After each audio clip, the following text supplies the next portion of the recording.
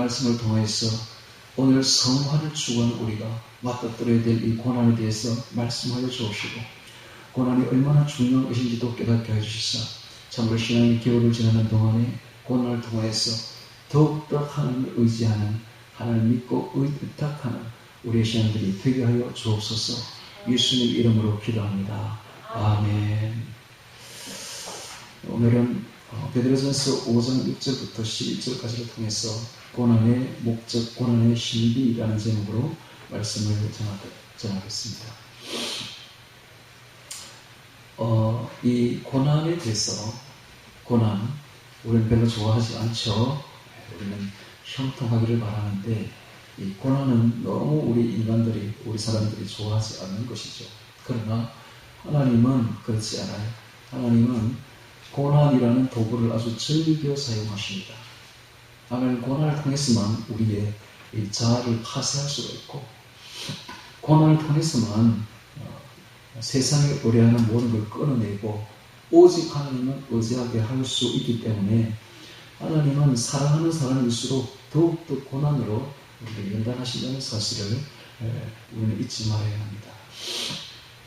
자, 오늘 베드로전서 5장 6절부터 같이 보면서 고난의 신비, 고난의 목적이라는 제목으로 말씀을 전하겠습니다. 6절 봅니다. 그러므로 하나님의 능하신 손 안에서 겸손하라. 때가 되면 너희를 높이시리라 라고 말하고 있습니다.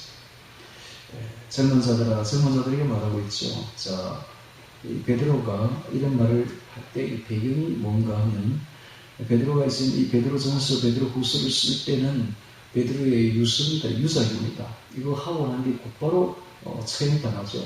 이때는 AD 64년경으로서 네로가 미칠 대로 미친 상태였습니다. 그래서 그는 많은 기독교인들을 잡아가지고 처형시키는, 그래서 로마 시내 전체가 그냥 기독교인들이 달린 십자가로 정비했고, 마치 전신주처럼. 그리고 밤 되면은 그 기독교인들을 태우는 그 연기가 그냥 자욱했으며, 기독교인들이 타는 그 불로 인해가지고 그냥 가로등처럼 서 있었던 곳이 바로 이때였습니다. 그러니까 지금 대단히 큰 박해가 밀려오는 바로 그 시점에서 베드로가 이런 글을 쓴 것이죠. 베드로가 이런 말을 합니다. 자, 5절부터 봅니다. 젊은 자들아, 다 이와 같이 장로들에게 순복하고 다 서로 겸손으로 허리를 돕니다. 하나님이 교만한 자를 대적하시되 겸손한 자들에게는 은혜를 주십니다 하고 겸손하라고 젊은 자들에게 말하고 있으며, 그러므로 하나님 능하신 손 안에서 겸손하라. 때가 되면 너희를 높이시리라 라고 말합니다. 우리가 알아야 될 것은 권위에 순종하지 않는 사람은 절대로 그 권위를 가질 수가 없다는 사실을 알아야 됩니다. 어떤 위치에 오르려면 순종해야 돼요. 그 권위 앞에 순종하는 사람만이 그 위치에 오를 수가 있습니다. 여러분, 우리 잠시 한번 생각해 보세요. 지금 한동훈이가 얼마나 인기가 많았습니까? 정말 전 국민의 인기를 받을 정도로 많았지 않습니까? 만약에 한동훈이가 그 대통령을 순종하고 대통령 권위 앞에 순종했더라면 지금 아마 대통령 후보가 됐을 거예요. 바보같이 그 권위를 차버리고 권위를 뺏어가지고 지금 안 되잖아요. 그 똑같습니다. 모든 권위가 다 그렇습니다. 그 위치에 오르고 싶다면 거기 순종할 줄 알아야 돼요. 그 권위 앞에 순종하면 겸손하면 때가 되면 하나님 높이신다. 그 권위 위를 높여주셔요. 이건 철칙입니다. 하나님 원칙이에요. 그래서 오늘 우리가 정말로 순종하고 겸손해야 됩니다. 그러면 높은 자리에 올라갑니다. 순종하지 못하고 겸손하지 못하면 절대로 오르지 못해요. 자, 이게 또 이런 말이 있죠. 때가 되면 너희를 높이시리라 라고 말하지 않습니까? 7절에 보면 너희 염려를 다 주께 맡겨버리라. 이는 저는 너희를 권고하십니다 라고 말하고 있습니다. 자, 우리의 염려를 다 주께 맡겨버리라고 합니다. 이유는 뭔가? 이는 저가 하나님이 너희를 권고하신, 권고가 나왔습니다. 권고. 권고가 뭔가? 권고하십니다. 이 권고는 보살핀다, 돌본다 이런 뜻이, 마치 어머니가 어린 아이를 돌보듯이, 보살피듯이 그렇게 보살핀다, 권고한다, 돌아본다 이런 뜻이에요. 그래서 어떻게 돌아보는가? 마치 어머니가 어린아이를 돌아볼 때는 그 마음이 온통 어린아이에게 가득 차 있듯이, 어린아이 생각으로 가득 차 있듯이 하나님도 똑같습니다. 하나님도 언제나 우리 생각으로 가득 차 있는 거예요. 그래서 마치 어머니가 일일이 어린아이의 크고 작은 일들을 보살펴 주시듯이 마찬가지로 하나님도 일일이 우리의 크고 작은 모든 일들을 다 보살펴 주신다는 거예요. 어떻게 관심을 가지고, 깊은 관심을 가지고 우리 생각으로 가득 차서 쉼 없이 보살피는 그 자애로움, 그게 바로 권고입니다. 권고. 그러면 이제 우리 사람들이 생각하기로, 야, 하나님이 이렇게 우리를 보살펴 주시니 우리는 아무 걱정 없겠네, 고난 없이 편안히 살 수 있겠네, 그런 생각과 그런 기대를 가질 수가 있죠. 그런데 8절에 보니까, 8절,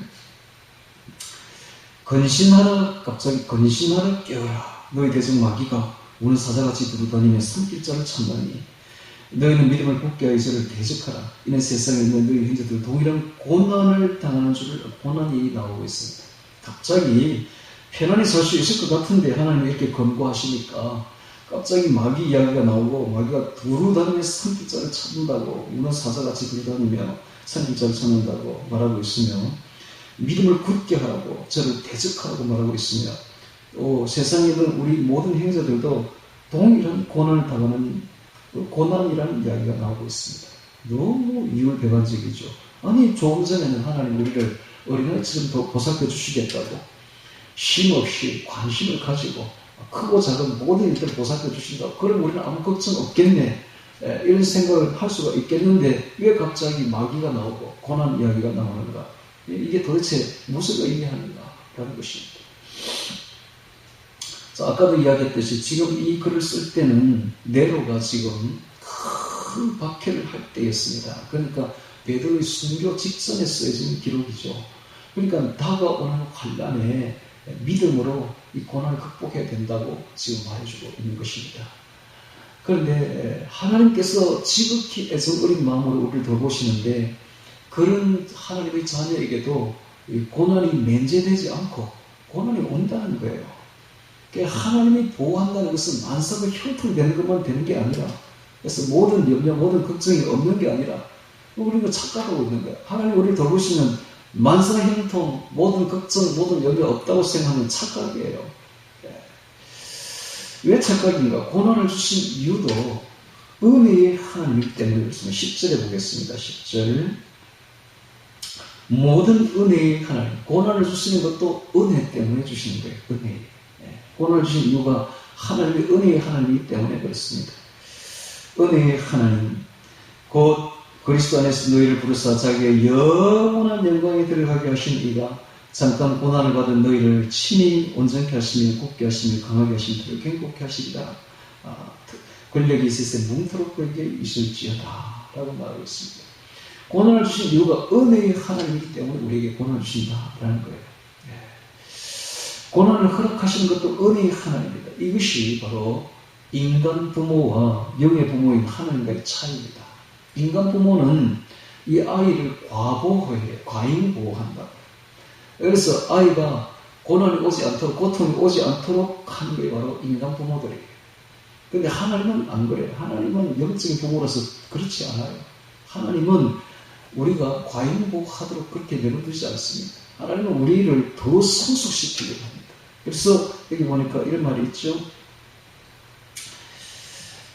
우리를 온전케 하려고 해요. 하나님은 또 굳게 하려고 하고 있고, 강하게 하려고 하고 있고, 틀을 견고케 하려고 하나님은 목적을 가지고 있는 거예요. 그러니까 이 과잉보호가 오면 되는 일이 아니야. 이렇게 온전케 하고 굳게 하고 강하게 하고 틀을 견고케 하려면은 고난이 들어가야 되는 것입니다. 그래야 온전케 되고 강하게 되고 굳게 되고 견고케 되는 것이죠. 그래서 성숙한, 영적으로 성숙한 하나님의 자녀가 되게 하시려고 고난도 허락하신다는 거예요. 이게 바로 은혜의 하나님이라는 거예요. 은혜의 하나님. 이것도 은혜라는 거예요. 고난을 주시는 것도 은혜의 하나님. 그 목적이 뭔가, 그 궁극적인 목적이 있죠. 자기의 영원한 영광이라는 말을 하고 있습니다. 영원한 영광이 들어가게 하신 이가 라고 했습니다. 성숙한 자녀가 되어야만 하나님의 그 영원한 영광, 즉 천국에 들어갈 수가 있기 때문에. 그래서 천국에 영원한 영광이 있는 천국에 들어가게 하시는 것이 바로 하나님의 목적이다. 그렇게 하시려고 우리에게 이런 고난을 주신다는 게 이게 하나님의 은혜라는 겁니다. 그리고 마지막에 이런 말이 있죠. 권력이 셋에 무토록 그에게 있을지어다. 아멘. 자, 이 말은 두 가지 뜻이 있습니다. 당시에 모든 그리스도인들은 네로의 권력 앞에 벌벌 떨었습니다. 왜냐면 다 죽여버리니까. 기독교인이라고 잡히면 죽이니까. 그런데 지금 베드로가 이런 말을 하고 있습니다. 권력이 셋에 무토록 그에게 있을지어다. 그러니까 네로의 권력에 두려워하지 말아라. 진짜 권력은 하나님이 다 가지고 있다. 이런 뜻입니다. 그래서 두려워하지 말라라는 것입니다. 두 번째 뜻은 권력이 셋에 뭉토록 거기에 있다는 말은 절대 주권이 하나님을 가지고 있다. 그래서 하나님은 좋은 일도 나쁜 일도 형통도 고난도 다 하나님이 허락하시는 것이다. 하나님이 안배하는 것이다. 좋은 일도 하나님이 안배하고 허락하고 나쁜 일도 허락하고 형통도 하나님이 허락하고 다음에 고난도 하나님이 허락한다. 하나님이 다 지고 계신다. 모든 주권을. 그래서 모든 권력이 하나님께 있다라고 이야기를 하는 것입니다. 오늘날 많은 기독교인들이 여름날의 신앙생활을 좋아하고 여름날의 신앙생활을 즐겨하고 그것만 찾고 있어요. 여름날의 신앙생활이 뭔가? 형통입니다. 형통. 형통, 만사 형통. 고난이 없는 만사 형통. 그것만 좋아한다고. 그럴 때는 하나님께 찬양하고 하나님께 감사드리죠. 그러나 계절 보십시오. 여름만 있는 게 아니죠. 지금은 이제 봄입니다. 봄이고 이제 여름인데 정말 형통하죠. 계절이 형통한 계절입니다. 그러나 가을이 온다고 좀 있어요. 가을이 오고 겨울이 와요. 겨울이 오면 다 말라 죽어버립니다. 하나도 살아남는 게 없습니다. 모든 풀은 모든 나뭇잎은 다 죽어버린다고. 고난이죠. 고난. 그래서 겨울날의 신앙생활도 있다는 것입니다. 여름날의 신앙생활이 있는 게 아니에요. 우리한테는 겨울날의 신앙생활도 반드시 찾아온다. 고난이죠. 시험이 듭니다. 약해집니다. 약해진다. 심지어 그럴 때는 하나님 부인까지 하는 일도 벌어지게 됩니다. 이걸 모르면 그렇게 된다. 이런 일을 모르면 이런 지금 고난이 무엇인지를 알지 못하면 고난의 신비, 고난의 목적을 알지 못하면 믿음 좋은 사람들은 추풍낙엽처럼 그 믿음이 떨어지고 결국 하나님을 원망하다가 하나님을 부인하는 그런 일까지 벌어진다고요. 얘기를 하나 드리겠습니다. 제가 아는 어떤 목사님이 하시는 이야기입니다.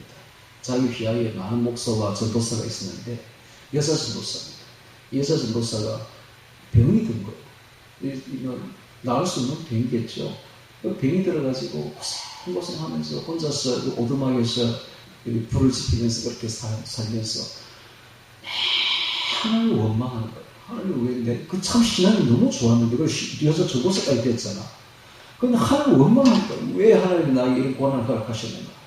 이해가 안 되는 거예요. 이해를 못 하는 거예요. 결국은 하나님을 원망하다가 죽었다고 해요. 신앙이 떨어진 거지. 지옥 간 거지, 바로. 그러니까 이 고난이 뭔지를 알지 못하면 이런 식으로 이해를 못하면 이런 식으로 된다고요. 그래서 하나님을 부인까지 하는, 고래고래 고함지면서 하나님 왜 나에게 이런 고난을 주신다고 부인까지 하는 이런 일이 벌어진다 이 말입니다.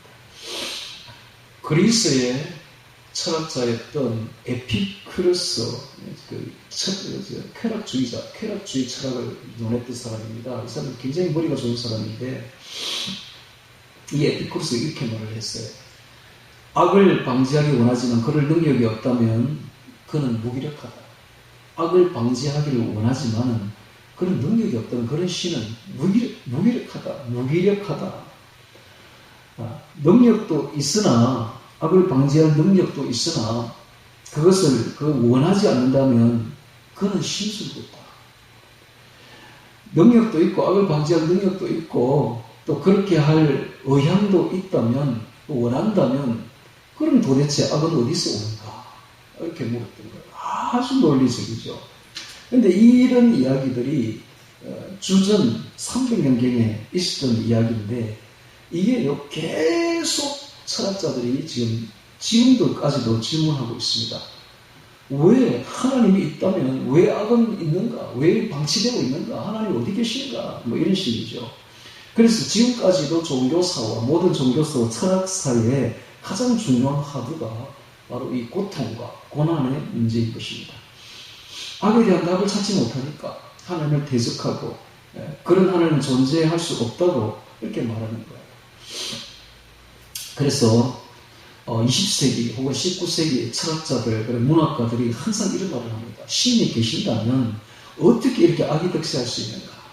우리나라도 마찬가지죠. 지금 보면 희한합니다, 나라가.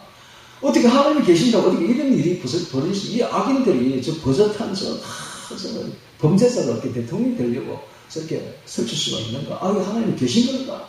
이렇게 질문할 수 있겠죠. 그래서 그들이 말하기를 이 세상은 악마에 깨어진 거울이다. 악마에 깨어진 거울이다. 실제로 표현. 이 세상은 악마에 깨어진 거울이다. 악마가 설치고 있다는 거죠.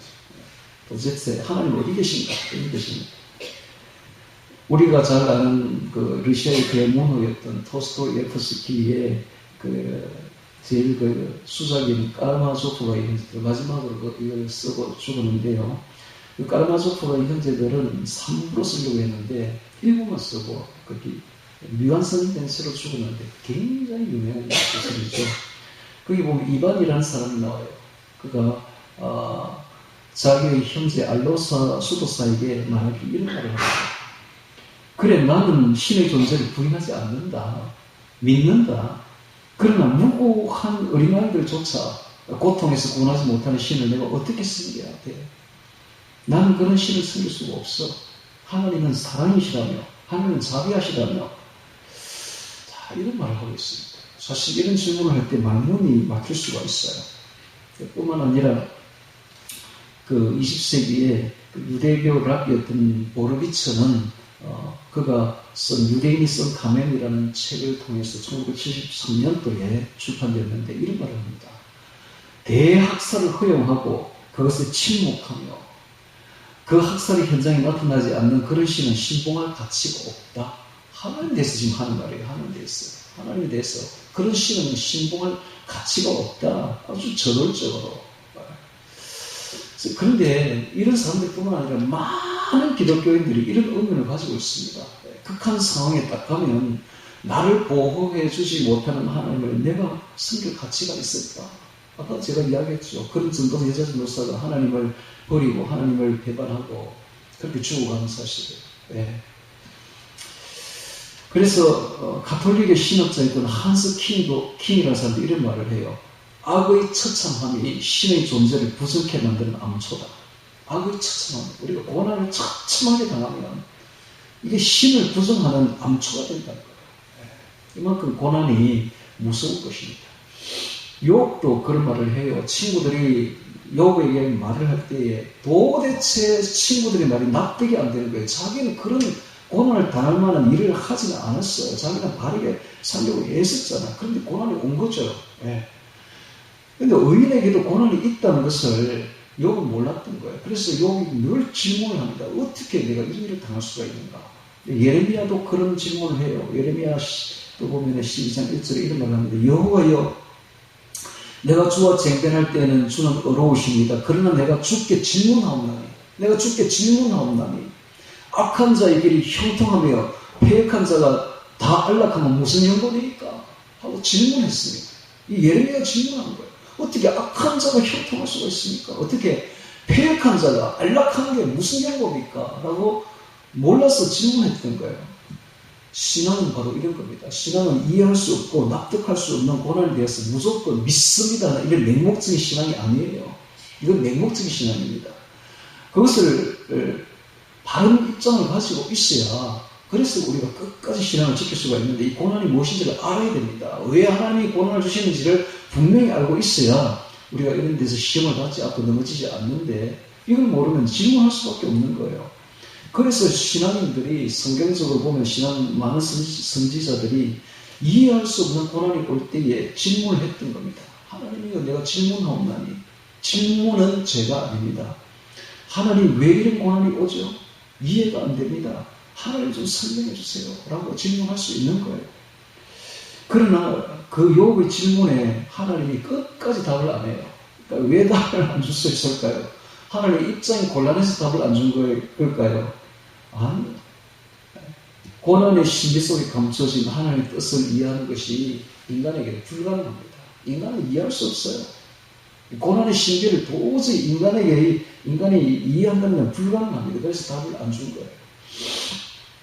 문제는 그렇습니다. 문제는 이 개신교 신학이 성화 중심이 아니라 칭의 중심으로 되어 있습니다. 믿기만 하면 구원받는다. 이런 식이야. 이 거룩하게 살아야 된다는 이런 말을 하지 않는 거예요. 성화 중심이 아니야. 그냥 믿기만 하면 끝이야. 그러다 보니까 성화 과정에서 오는 우리가 특별히 만날 수밖에 없는 이 고난, 이 연단, 이 과정을 거쳐야 되는데 이 가르침이 없다 보니까 하나님이 허락한 이 고난 앞에서는 어쩔 줄을 모르는 게 바로 오늘날의 기독교인들이 너무 그러니까 기독교인들이 신앙이 얄팍하다고 할까, 지력하다고 할까, 너무 깊지를 못하다고 할까. 우리 오늘날 개신교 신앙이 그래요. 도대체 깊이가 없어. 너무 얄팍한 거예요. 고난이 오면 어쩔 줄을 몰라요. 이게 오늘날의 개신교의 모습이다라는 것입니다. 너무 안타깝죠. 그런데 이게 다 어떻게 된 거냐 하면은 루터가 종교개혁을 하면서 교부신학을 그 깊은 영성에 있는 교부신학을 가져오지를 않았던 거예요. 그래서 차단을 해버리고 이런 일이 벌어진 겁니다.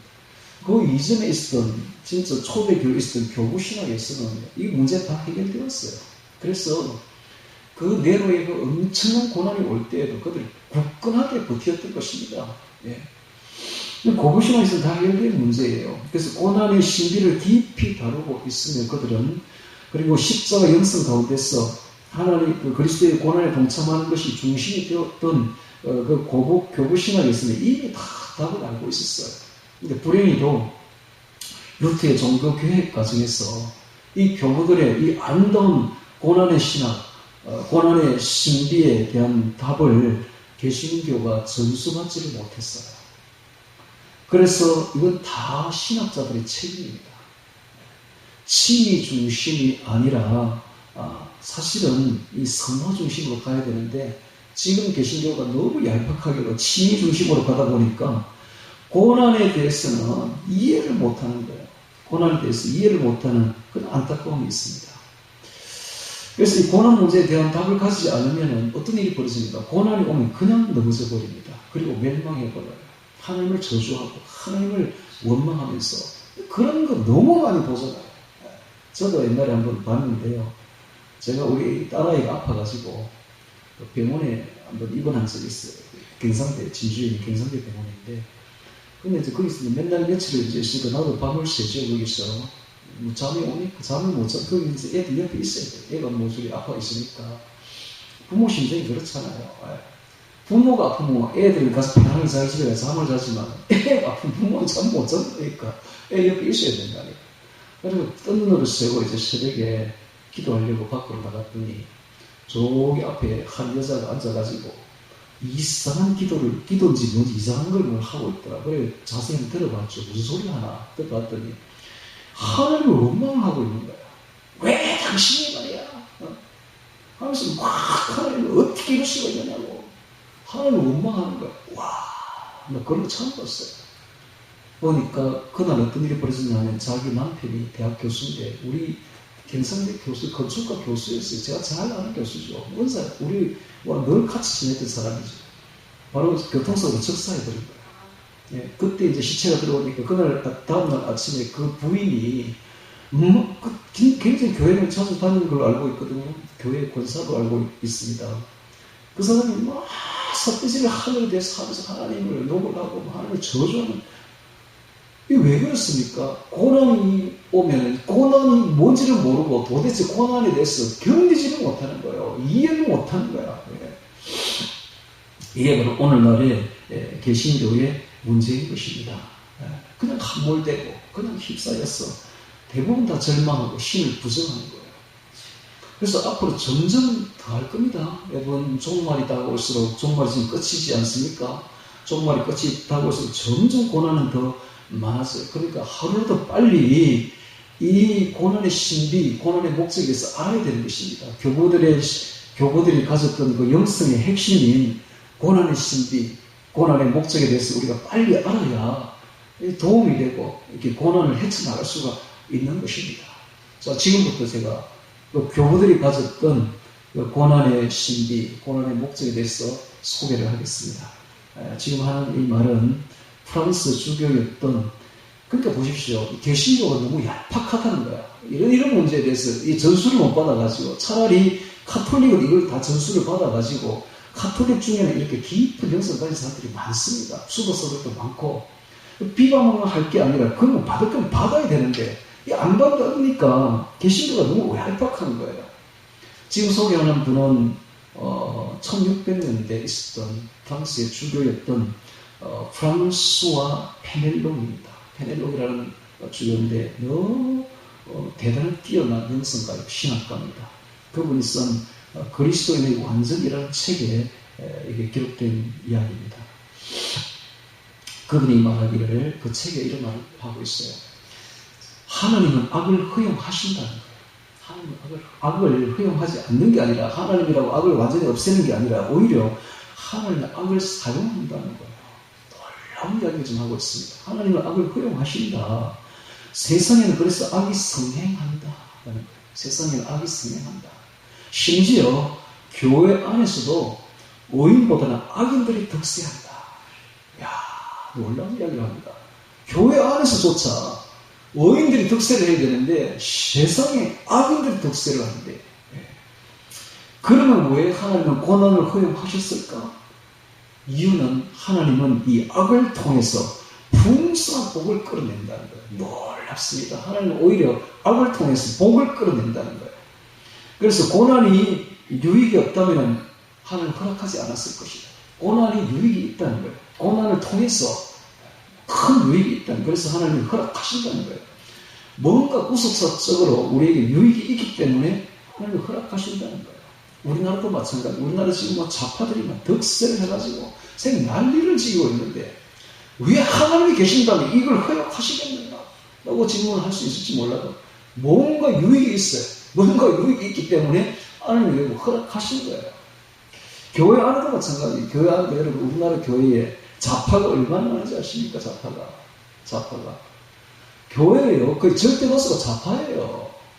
왜 하나님이 이걸 허락하셨는가? 뭔가 유익이 있기 때문에 그렇다는 거예요. 왜냐하면 이 악에서 풍성한 복을 끌어낸다는 거예요. 와, 이게 하나님 놀랍습니다. 우리는 선에서 선을 끌어낸다고 생각하는데 그렇지 않아요. 물론 선에서 끌어내죠. 그러나 악에서도 하나님이 끌어낸다는 거예요. 놀랍습니다, 정말. 이 악이 없다면 하나님이 이렇게 풍성한 복을 끌어낼 수가 없다는 거예요. 마치 그와 똑같아서, 영화와 똑같아서, 여러분, 영화가 되려면, 드라마가 되려면, 반드시 악역이 좋아야 되잖아요. 악역이 악할수록 영화가 풍성해지고 멋지는 거야. 도대체 좋은 사람과 선한 사람이 있으면 이 영화가 안 되는 거예요. 드라마 안 되지. 그래서 이 빌런이 필요한 거예요. 악역이 필요한 거라고. 하나님도 마찬가지. 하나님 지금 대드라마를 지금 이끌고 있는데요. 여기 악역이 필요한 거예요. 악역이 좋을수록 풍성한 복을 끌어낸다는 거예요. 놀라운 이야기를 지금 하고 있습니다. 하나님이 아니고는 누가 이렇게 하실 수 있겠는가? 이런 능력이 있는 하나님 아니면 도대체 이런 일을 할 수가 없다는 거예요. 그래서 이 악한 세상에서 악이 성행할 때에 각성하고 오히려 악을 각성하고 경각심을 가지고 그거에 도리어 전화위복이 되는 경우가 참 많습니다. 여러분 지금 마찬가지예요. 지금 20대 30대 애들이 전에는 다 좌파였어요. 그랬잖아요. 그런데 이번에 윤석열 대통령의 탄핵 사건을 보면서 애들이 각성하는 거예요. 깨어나는 거예요.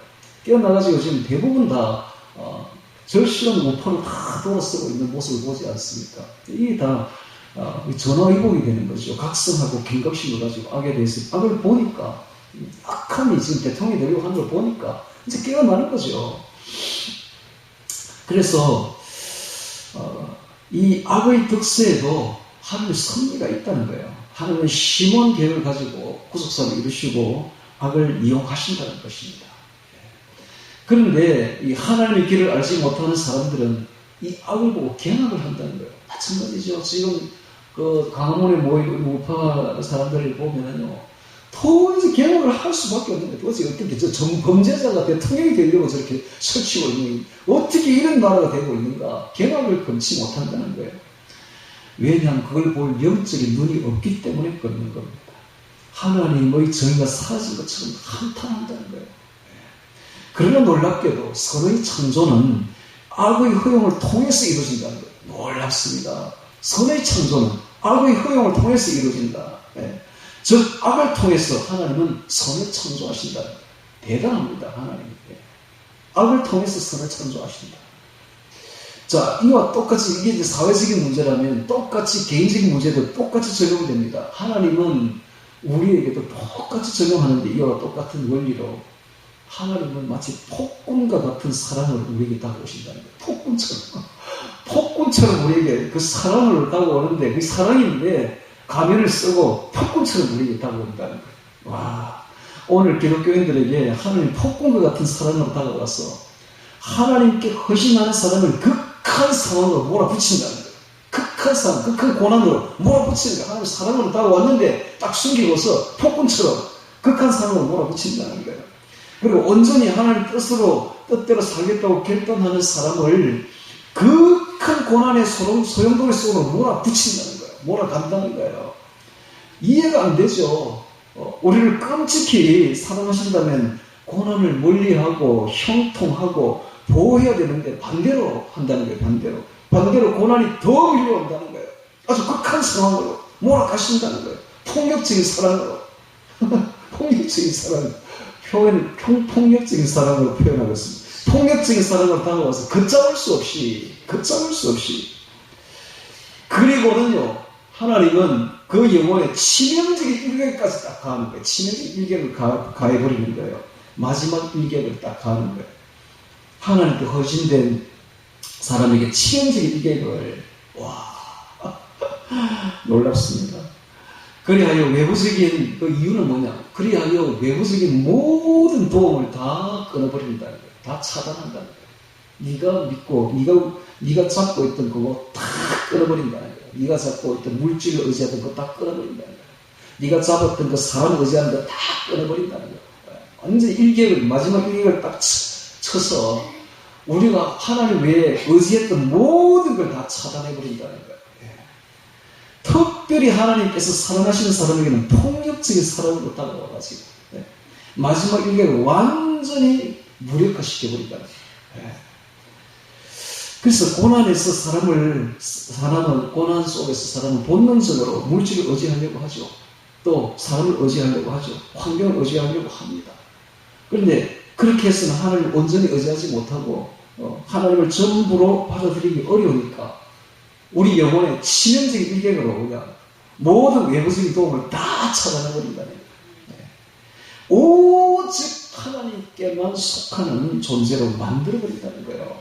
그래서 오직 하나님의 소유, 즉 하나님의 소유, 하나님의 신적 소유로 만들어버린다는 거예요. 여기에 고난의 목적이 있다는 것입니다. 이제 알겠습니까? 하나님은 그렇게 사랑하는 사람을 몰아붙인다는 거예요. 완전 마지막 일격까지 가해가지고 딱 끊어버린다는 거예요. 왜? 하나님만 의지하다. 하나님은 완전한 소유가 되도록 그렇게 만들어버린다는 거예요. 그렇게 하나님이 계속 폭력적인 사랑으로 다가와서 고난을 통해서 물질과 환경과 사람을 의지하는 걸 다 끊어버리고 다 초탈하게 만들어버린다는 거예요. 이런 거 모르잖아요, 우리 개신교에서는. 그런데 이거 교부신학에서는 다 알고 있었던 사건이에요. 이게 다. 이거를 우리가 알아야 되니까 소개를 하고 있습니다. 그 이로 인해서 하나님의 소유가 완전한 소유가 된 사람은 행복한 거야. 이 행복이 여기서부터 나오는 거야. 진짜 행복이. 지금까지 철학에서는 행복이 무엇인지를 지금까지도 연구하고 있지만 아직도 못 찾고 있어요. 그런데 진짜 행복이 여기서부터 나오는데 행복이 뭔가 하면 내 안에 천국이 이루어지는 게 행복입니다. 내 안에 천국이 이루어지려면 내 안에 하나님이 계셔야지. 그래서 내 안에 하나님만으로 가득 찬 것. 오직 하나님만으로 다른 다 없애버리고 오직 하나님만 가득 차서 내 안에 천국이 이루어지면 행복한 겁니다. 진짜 행복이 이제 찾아오는 것입니다. 그래하여서 하나님이 원하는 것만 이제 사모하는 사람이 되는 거예요. 그러면 그 앞에 천국이 열리는 겁니다. 천국의 행복이 이런 초탈을 통해서 다 끊어진 세상을 다 초탈하는 이걸 초탈을 통해서 이제 비로소 열리기 시작한다는 거예요. 그래서 환경을 초탈하여 전적으로 하나님만 신뢰하는 사람 앞에 전적으로 하나님을 의지하고 신뢰하고 최고로 신뢰하게 만들어버리는데, 그래서 이것이 바로 우리에게 허락하신 모든 일을 하나님이 하시는 모든 일을 무조건적으로 받아들이게 만든다는 거예요. 어떤 일을 유쾌한 일이든 불쾌한 일이든 다 그냥 받아들이게 만들어드리는 게 이게 쉽지 않죠. 예. 그러나 불쾌한 일은 인내로서 우리가 견뎌내야 되고요. 유쾌한 일은 초탈해야 돼요. 집착하지 말아야 됩니다. 유쾌하다고 즐기면 안 돼요. 초탈해야 돼요. 불쾌한 일이라고 너무 상심하면 안 돼요. 인내로서 견디면 됩니다. 이것이 전적으로 하나님을 의지하는 길로, 신뢰하는 길로 나가는 길이라는 겁니다. 그래서 환경도 초탈해야 돼요. 어떤 환경은 타인이 우리에게 대해서 판단하는 것, 나쁘게 판단하는 것도 초탈해야 돼요. 폭력적인 말도 초탈해야 돼요. 냉대와 조소도 초탈해야 되고 계략과 함정에서도 초탈해야 됩니다. 그래서 온전히 하나님께 자신을 드리는 사람은 자유롭게 초탈해야 돼요. 세상 사람들이 무슨 말을 하든 초탈해야 돼요. 거기서 흔들리면 안 돼요. 초탈해버려야 돼요. 자, 이처럼 고난을 통해서 자기를 초탈하는 훈련을 받은 사람은 이 모든 것을 초탈해버린다는 거예요. 극한 상황에 가면 그 사람의 영적 성숙도가 다 보인다고 합니다. 그때 그 사람의 진정성 있는 모습이 보이는데 연단을 받고 고난을 통해서 전적으로 하나님만 의지하고 환경을 초탈한 사람은 이 모든 걸 다 극복한다는 거예요. 그 사람에게는 어떤 일이 닥쳐도 변함이 없다는 거예요. 전혀 흔들림이 없다는 거예요. 그러나 극한 상황이 되면 대부분 그 사람이 감추었던 것들이 겉으로 싹 다 드러나게 되는데 사람들은 자신에게 조그만 손해가 되어도 얼굴색이 변하지 않습니까? 이렇게 이제 하나님은 우리 영혼을 온전하게 하기 위해서 우리를 이렇게 완전히 다 벗겨버린다는 거예요. 다 드러나게. 모든 안에 있는 추한 것들이 다 제거되고 정화될 때까지 가차없이 시련을 허락하신다는 거예요. 아마 오늘날 기독교인들의 이런 기독교인들이 이런 고난을 받으면은 아마 그 영혼들이 다 드러날 거예요. 발가벗 벗겨 놓으면 막 추한 것들이 다 드러날 거예요. 견디지를 못할 거예요. 아마. 왜냐하면 너무 깊이가 없으니까, 너무 얇으니까. 이런 이야기를 안 들어봤고, 이런 훈련을 안 받아봤으니까, 조그만 고난이 와도 견디지를 못해요. 이것이 오늘날의 얄팍한 기독교인들의 모습이 아니겠습니까? 그리하여 이 모든 것을 초탈하고 정화하여 연단을 통하여서 하나님께 나아가는 사람에게는 진정한 행복이 그때부터 찾아온다. 진정한 행복이. 행복이 뭡니까? 행복은 내 안에 천국이 이루어지고 천국은 내 안에 하나님만으로 가득 차는 거예요. 환경과는 아무 상관이 없이 내 안에 하나님만으로 가득 찰 때 내 안에 천국이 이루어지는 진짜 행복이 이제 그때 찾아온다는 거예요. 모든 상황에서도 항상 하나님이 원하시는 것만 사모하는 사람에게는 하나님만이 나의 전부가 된다는 거예요. 하나님만이 나의 전부. 그런 사람은 마음의 천국을 이루게 되고 마음의 천국을 이룬 사람은 행복하다는 겁니다. 진짜 행복을 누린다는 거예요. 그래서 오늘 우리가 불행해지는 것은 돈이 없어서가 아닙니다. 돈이 있으면 좋겠지만 돈 때문에 행복한 건 절대로 아니에요. 돈은 아무리 많아도 행복하지 않습니다. 여러분, 돈이 많아지면 많아질수록 오히려 행복이 아니라 걱정만 많아집니다. 돈이 없어서가 아닙니다. 환경 때문에도 아니에요. 좋은 환경 때문에 우리가 행복한 건 절대로 아니에요. 아무리 좋은 환경이 와도 불행합니다. 내 안에 천국이 이루어지지 않는다. 철저히 하나님이 나의 전부가 되지 않았기 때문에 불행한 거예요. 그래서 불행을 느끼는 겁니다. 돈이나 환경이나 이런 것은 우리가 잘못 본 겁니다. 우리가 불행한 이유는 단 한 가지입니다. 이 모든 것에서 초탈하지 못했어. 자기 욕망, 자기 중심적으로 매였기 때문에 그래서 전적으로 하나님을 의지하지 못했기 때문에 하나님 나의 전부로 삼지 못하니까 행복하지 못하는 거예요. 그리고 천국을 누리지 못하는 겁니다. 고난의 목적은 우리로 행복한 존재가 되게 하기 위해서 이 땅에서 천국을 누리고 하나님과 생명으로 연합하기 위해서 고난을 주신다는 겁니다. 고난을 주신다. 이것이 바로 고난의 목적입니다. 이것이 바로 고난의 신비인 것입니다. 즉, 이 땅에서 오직 하나님만 의지함으로써 하나님의 생명으로 가득 채워서 하나님 외에는 다른 건 다 끊어버리고 오직 하나님만으로 내 안에 채워서 내 안에 천국을 이루어서 행복하게 하기 위해서 고난을 주신다는 겁니다. 즉 고난을 주시는 이유는 딱 나왔는데요. 하나님 외에 다른 모든 걸 끊게 하기 위해서 고난을 주신다는 거예요. 놀랍습니다. 네. 그런데 오늘날 많은 기독교인들이 이것을 깨닫지 못하고 성경이 가르치고 교부들이 가졌던 그 영성, 즉 고난의 목적, 고난의 신비를 깨닫지 못하고 있습니다. 네, 그렇기 때문에 고난이 오니까 너무너무 괴로워하고 절망하고 하나님을 원망하고 하나님을 저주하고 하나님 욕하다가 다 신앙 다 떠나고 지옥으로 다 들어가는 거예요. 자, 우리를 정화시키고 하나님 복받을 자기 인자로 만들기 위해서 고난을 허락하시는데 이건 매우 중요한 이 문제는 매우 깊이 생각해야 될 문제라는 사실입니다. 자, 한 사람을 소개하고 오늘 말씀을 마치도록 하겠습니다. 오늘도 설교 굉장히 짧게 하고 저도 좋죠, 짧게 하니까. 사를러드 푸코라는 사람입니다. 사를러드 푸코, 1916년까지 살았던 사람인데요. 이 사람은 젊은 날에 아주 방탕하게 살았어요. 학교 다닐 때 기숙사를 탈출하기도 하고, 그때 이제 육군사관학교 들어가서 졸업을 해서 소위로 임관되었는데 그 이후에 아주 방탕한 삶을 살고 쾌락에 그리고 물질적인 삶에 추구를 하다가 많은 어려움을 겪었어요. 결국은 세상을 떠돌이처럼 살다가 결국은 사막으로 들어가서 언둔하면서 거기서 수도사가 되어서 거기서 모든 환경을 초탈해서 결국 하나님의 사랑을 깨닫게 된 사람인데 그가 쓴 시가 있습니다. 의탁의 기도라는 시입니다. 의탁의 기도. 제가 읽어드리고 마치도록 하겠습니다. 아버지, 이 몸을 당신께 바치오니 좋으실 대로 하십시오. 저를 어떻게 하시든지 감사드릴 뿐 저는 무엇에나 준비되어 있고 무엇에나 받아들이겠습니다. 아버지의 뜻이 저와 모든 피조물 위에 이루어진다면 이 밖에 다른 것은 아무것도 바라지 않습니다. 내 영혼을 당신 손에 도로 드립니다. 당신을 사랑하옵기에 이 마음에 사랑을 다하여 제 영혼을 바치옵니다. 하나님은 내 아버지이기에 끝없이 믿으며 남김없이 이 몸을 드리고 당신 손에 맡기는 것이 어쩔 수 없는 저의 사랑입니다. 고난을 당하면 이렇게 됩니다, 사람이. 이런 기도를 우리도 할 수 있어야 됩니다.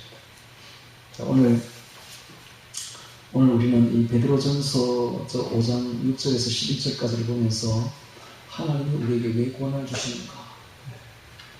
고난의 그 목적이 무엇인가? 고난의 그 신비가 무엇인가? 라는 말씀으로 보았습니다.